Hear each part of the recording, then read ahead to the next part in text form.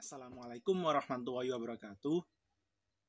Waalaikumsalam warahmatullahi wabarakatuh. Selamat pagi anak-anak. Pagi, Pak. Bagaimana kabar kalian hari ini? Alhamdulillah baik. Alhamdulillah kalau baik. Gimana, masih semangat belajarnya? Masih semangat, Pak. Alhamdulillah kalau masih semangat belajarnya. Ya, langsung saja untuk memulai pembelajaran pagi hari ini, dimohon kepada ketua kelas untuk memimpin pembelajaran pada pagi hari ini dengan bacaan doa. Ya, monggo untuk ketua kelas dipimpin doa. Sebelum memulai pelajaran pagi hari ini, mari kita membaca doa bersama-sama. Al-Fatihah. Selesai. Ya, terima kasih untuk ketua kelas sudah memimpin pembelajaran pada pagi hari ini dengan doa. Sebelum melangkah lebih lanjut, Bapak akan mengabsen terlebih dahulu. Apakah hari ini masuk semua atau ada yang tidak hadir?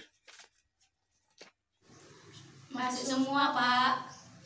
Oh, ya udah, alhamdulillah kalau hari ini masuk semua. Gimana? Sudah siap mengikuti pembelajaran pada pagi hari ini? Kalau sudah siap, Bapak akan memulai pembelajaran pada pagi hari ini. Pembelajaran pada pagi hari ini yaitu materinya tentang sel. Pada materi sel ini, Bapak akan membagi 2 kali pertemuan. Yang pertemuan pertama yaitu organel sel, tentang organel sel dan fungsinya. Dan pertemuan yang kedua yaitu bioproses sel. Adapun pertemuan yang pertama ini terdapat 2 kode dan beberapa indikator. Kompetensi dasar yang pertama yakni memahami tentang komponen kimiawi penyusun sel, ciri hidup pada sel yang ditunjukkan oleh struktur dan fungsi dalam dan proses yang berlangsung di dalam sel sebagai unit terkecil kehidupan. Untuk kode yang pertama ini terdapat beberapa indikator, yaitu yang pertama menjelaskan komponen kimiawi penyusun sel, yang kedua menjelaskan struktur dan fungsi bagian-bagian sel, yang ketiga menjelaskan organel-organel sel, sel penyusun sel, tumbuhan dan sel hewan. Dan indikator yang terakhir, ini yang keempat, yaitu membedakan sel tumbuhan dan sel hewan. Untuk kompetensi dasar yang kedua yakni menyajikan hasil pengamatan mikroskopik struktur sel dan sel tumbuhan, sel hewan dan sel tumbuhan. Untuk kode yang kedua ini terdapat 1 indikator, yaitu menggambar struktur sel tumbuhan dan sel hewan berdasarkan pengamatan mikroskopik. Adapun tujuan pembelajaran pada pagi hari ini yakni setelah mengikuti proses pembelajaran, peserta didik diharapkan dapat yang pertama menjelaskan komponen kimiawi penyusun sel yang meliputi komponen organik dan anorganik. Yang kedua, menjelaskan struktur sel dan fungsi bagian-bagian sel yang meliputi membran sel, sitoplasma, dan organel sel. Yang ketiga, yaitu menjelaskan organel-organel sel, penyusun sel, tumbuhan, dan sel hewan. Dan yang terakhir, yaitu membedakan sel tumbuhan dan sel hewan. Sebelumnya, Bapak mau tanya, ada yang masih ingat materi terakhir kelas 10 kemarin? Ya, benar.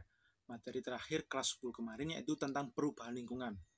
Kalau sekarang kelas 11, materi yang pertama yaitu tentang sel. Langsung saja, yang pertama, komponen kimiawi penyusun sel. Seluruh bagian sel tersusun atas beberapa komponen senyawa kimia. Komponen kimiawi sel meliputi seluruh aktivitas sel dengan nama protoplasma. Protoplasma merupakan substansi kompleks yang tersusun atas unsur-unsur kimia. Bentuk senyawa dari komponen-komponen kimiawi penyusun sel atau protoplasma tersebut dapat berupa senyawa organik dan senyawa anorganik. Senyawa organik dalam komponen sel berupa karbohidrat, lemak, protein, dan asam nukleat. Sedangkan komponen senyawa anorganiknya bisa berupa air, vitamin, ataupun mineral. Selanjutnya yaitu struktur dan fungsi bagian-bagian sel. Sel adalah unit terkecil penyusun makhluk hidup, baik struktural maupun fungsional. Sel terbagi menjadi 2 kelompok utama, yaitu sel prokariotik dan sel eukariotik.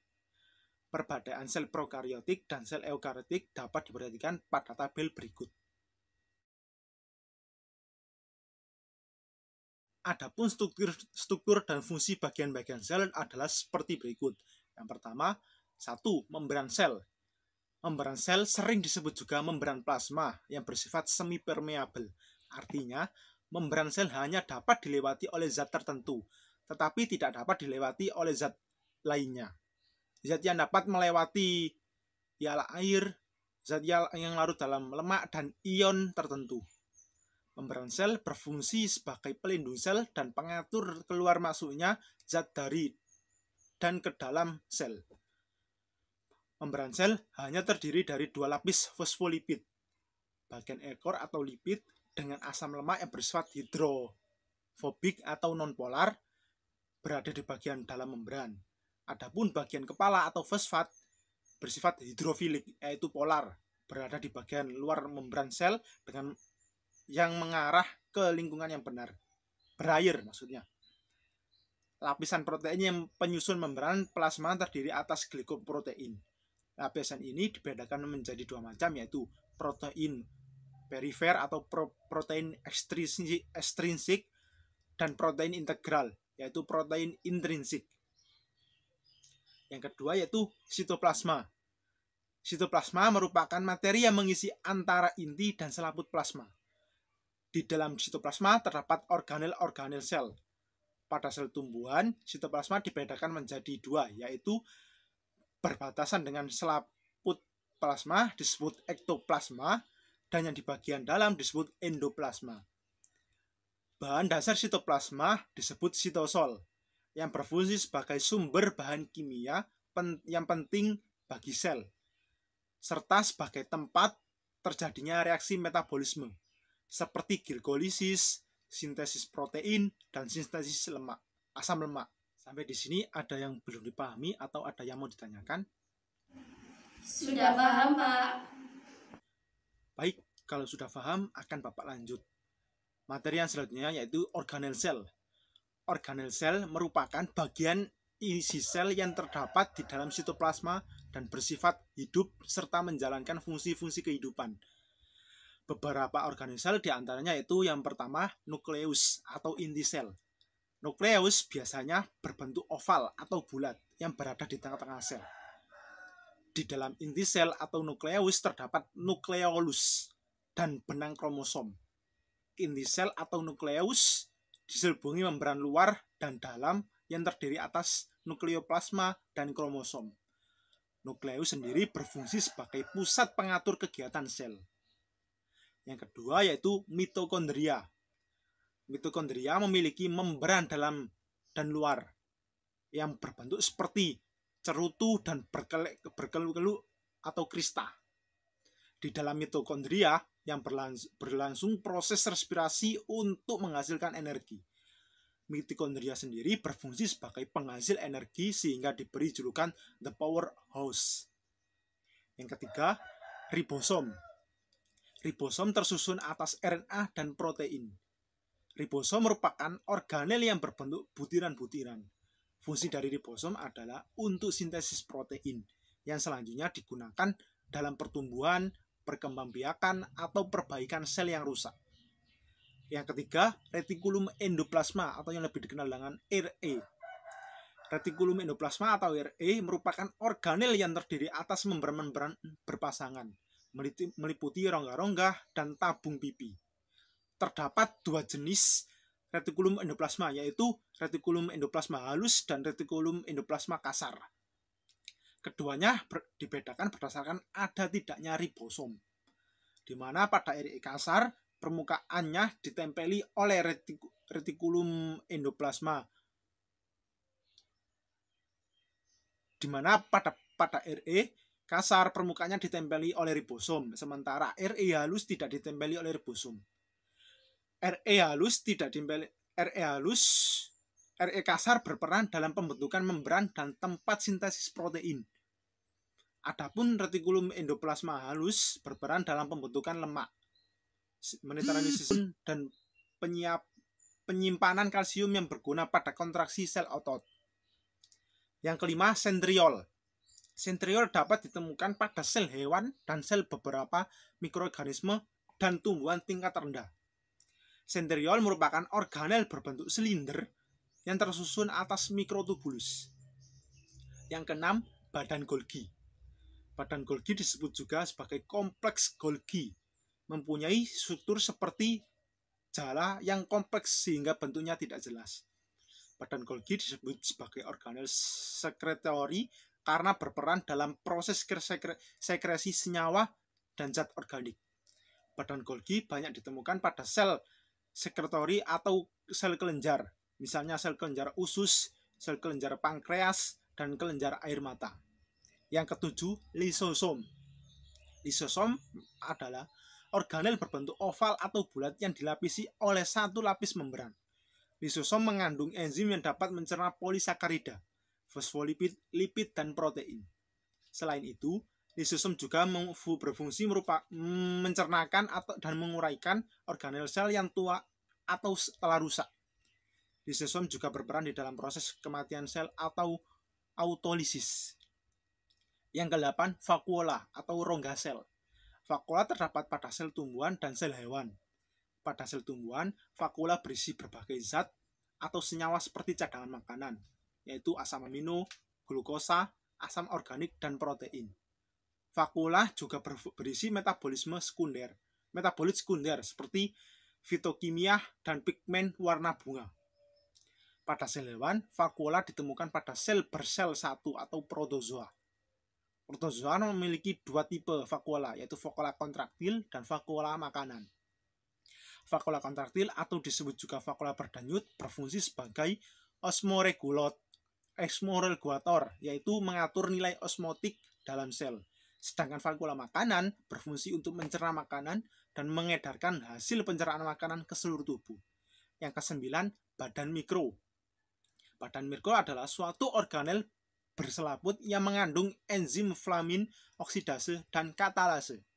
Terdapat dua jenis badan mikro, yaitu peroksisom dan glioksisom.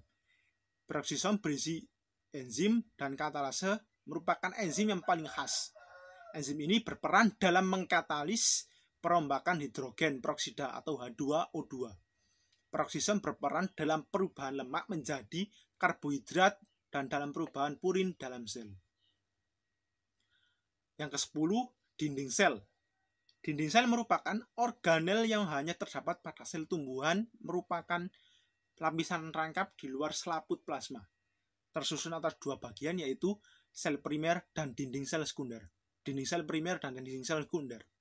Terdapat lapisan tengah, yaitu middle lamella, di antara dinding sel primer dan dinding sel sekunder. Lapisan tengah ini tersusun atas polisakarida yang menyerupai jeli atau pektin. Dinding sel berfungsi sebagai pelindung dan pembentuk sel agar tetap stabil. Dan yang terakhir yakni yang ke-11, yaitu plastida. Plastida merupakan badan bermembran rangkap yang mengandung membran tertentu. Plastida mengandung pigmen hijau atau klorofil disebut kloroplast, sedangkan yang berisi amilum disebut amiloplas. Plastida hanya terdapat pada sel tumbuhan. Ada 3 jenis plastida, yaitu leukoplast, kloroplast, dan kromoplast.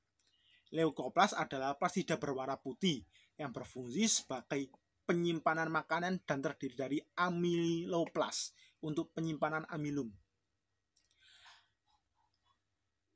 eiloplas untuk penyimpanan lemak atau minyak, dan proteoplas untuk penyimpanan protein.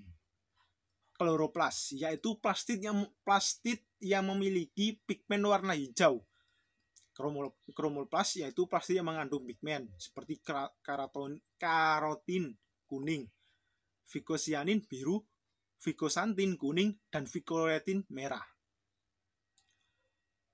Poin yang selanjutnya yaitu C. Perbedaan sel tumbuhan dan sel hewan.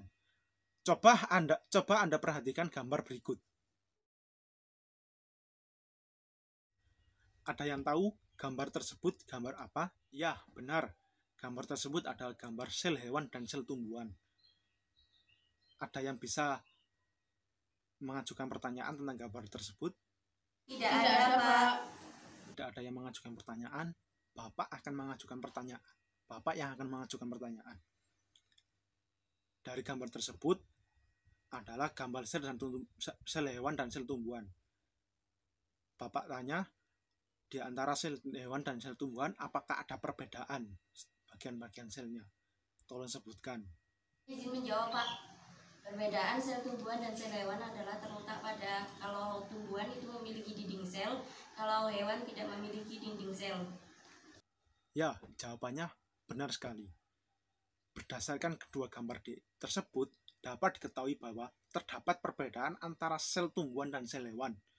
Pada sel tumbuhan, terdapat dinding sel vakula yang berukuran besar dan kloroplas yang membedakan dengan sel hewan. Sementara itu, sel hewan tidak memiliki dinding sel, sehingga bentuk sel hewan tidak tetap seperti sel tumbuhan. Pada sel hewan terdapat vakula yang berukuran kecil dan terdapat lisosom yang berperan dalam pencernaan makanan serta pinositosis atau fagositosis. Ya, itu saja materi pembelajaran pada pagi hari ini. Ada yang belum difahami? Jika ada yang belum difahami, tolong ditanyakan atau boleh ditanyakan. Tidak ada, Pak. Ya, karena tidak ada yang pertama dan mengingat waktu juga kurang 5 menit, maka Bapak akan menarik kesimpulan pembelajaran pada pagi hari ini. Komponen kimia penyusun sel terdiri yaitu organik dan anorganik. Organik sendiri yaitu meliputi berupa karbohidrat, protein, lemak, dan asam nukleat. Sedangkan komponen anorganiknya yaitu air, vitamin, ataupun mineral. Kemudian struktur dan fungsi bagian-bagian sel. Pada sel prokariotik, contoh organisme yaitu bakteri dan ganggang hijau atau biru. Kalau sel eukariotik, protista, fungi, tumbuhan, dan hewan. Untuk ukuran sel prokaryotik sendiri yaitu umumnya 1-5 mikrometer. Sedangkan untuk sel eukariotik umumnya 10-100 mikrometer. Untuk metabolisme sel prokaryotik yaitu anaerobik dan aerobik. Sedangkan sel eukariotik yaitu aerobik. Organela sel prokaryotik yaitu sedikit atau tidak ada. Sedangkan organel sel eukariotik yaitu nukleus, mitokondria, kloroplas, retikulum, endoplasma, dan lain-lain. Untuk DNA sel prokaryotik yaitu sirkular, terdapat dalam sitoplasma. Sedangkan DNA pada sel eukariotik yaitu sangat panjang, terdapat dalam inti protein. Sitoplasma sel prokaryotik sendiri tidak ada sitoskeleton. Untuk sitoplasma sel eukariotik, sitoskeleton tersusun dari filamen protein. Kemudian struktur dan fungsi bagian-bagian sel yaitu yang pertama membran, yang kedua sitoplasma, yang ketiga yaitu organel sel yang terdiri dari nukleus atau inti sel, mitokondria, ribosom, retikulum endoplasma, sentriol, badan Golgi, lisosom, vakula atau rongga sel, badan mikro, dinding sel, dan yang terakhir plastida. Untuk perbedaan sel tumbuhan dan sel hewan yaitu kalau sel tumbuhan terdapat dinding sel, vakulanya berukuran besar, dan kloroplas yang membedakan dengan sel hewan. Sementara kalau sel hewan memiliki dinding sel sehingga bentuk selnya tidak tetap seperti sel tumbuhan. Pada sel hewan terdapat vakula. Vakulanya itu kecil.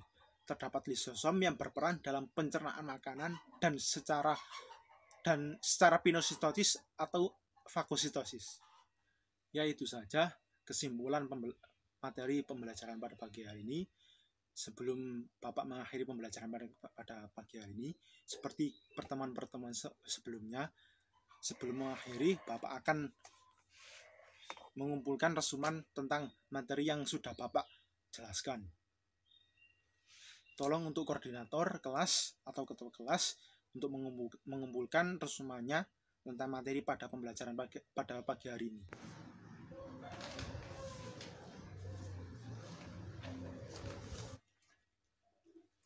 Ya, terima kasih untuk ketua kelas. Sebelum Bapak mengakhiri pembelajaran pada pagi hari ini, jangan lupa dipelajari materi untuk pertemuan selanjutnya yaitu bioproses yang merupakan kelanjutan dari materi hari ini. Ya, itu saja yang dapat Bapak sampaikan. Kurang lebihnya Bapak mohon maaf. Ihdinas siratal mustaqim. Assalamualaikum warahmatullahi wabarakatuh.